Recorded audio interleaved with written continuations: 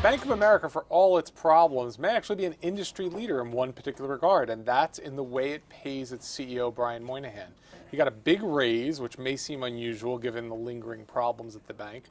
But Agnes has a different perspective on things. I think there's a couple of things in Bank of America's case. I mean, one thing is just to put into context of how their fortunes have just basically reversed last year, right? I mean, their stock got beaten down so badly in 2011, and then in 2012 it went up 100%. The stock's doubled, and they've also got their return on assets has also done really well, right? I mean, well, from a very low base. I mean, this is the issue, right? I mean, it's like I think the return on assets is like 0.19%. I mean, it's nothing to like write home about, but it's a much bigger improvement over the previous year, right? And the bottom line, obviously, has still been restrained by this overhang of bad loans, some legal worries. Yeah, well, there's still a lot of outstanding, liability around, its purchase of Countrywide. So why does Brian Moynihan deserve this big pay? Because Jamie Dimon took a big pay cut, obviously, for the whale problems.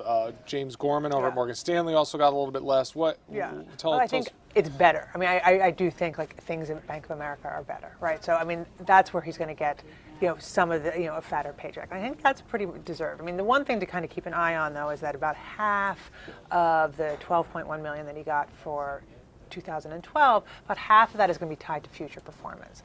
Now they didn't give a whole lot of details about like what kind of hurdle rates it was going to be, but they were going to tie it to return on assets, some kind of.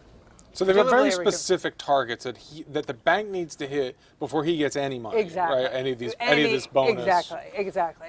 And they're tying it to return on assets and then also tangible book value, or adjusted tangible book value. It's a little unclear what that means, and it's also unclear what kind of targets, what kind of levels the bank is going to have to hit. But not every bank sets these kinds of specific targets, right? I mean, no, and this is a good thing. I mean, I think this is a good thing because it basically, it gives him a bit of a carrot, right, to stay hungry, to basically make sure that the bank is going to continue and to not just well. the stock price, which can be, which is also influenced by other factors. Yeah. I mean, let's face it. I mean, a lot of the increase last year was also due to just how badly it had been beaten down on things that were beyond his control, right? I mean, you had this a lot. He was dealing obviously with a lot of legacy stuff that preceded him. I mean, the concern, I guess, is that the hurdles become a little bit like what we saw with Vikram Pandits, which turned out to be kind of really not so high. And Vikram Pandits, there was a lot of subjective hurdles, right? So that it's harder for an outsider to kind of gauge like what's going on. Whereas these, like what I'm hoping, and we'll get much more from the proxy, is that they're going to be some hard numbers that aren't going to be able, that they're not going to be able to fudge too much. I mean, that's the hope. Right. And so we'll take a closer look when we get more details about that to see if these are really going to be strong enough to kind of. But the path is a good one, is the point there. Definitely. All right, we'll leave it there. We'll keep an eye out for these details. We'll be back with more